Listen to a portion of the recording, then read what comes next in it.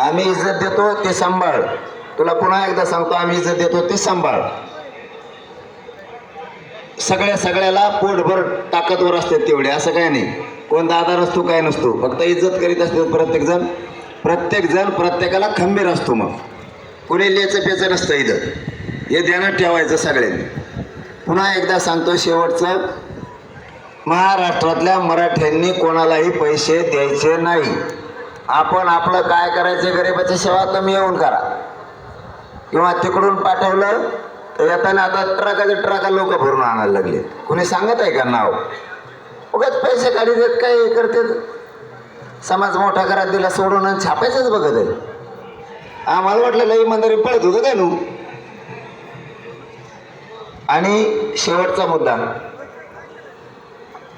उद्यापासून मी आता काल आज पाणी पिलो, उद्यापासून पाणी पिणे सगळं उपोषणाचं मी बंद करणार.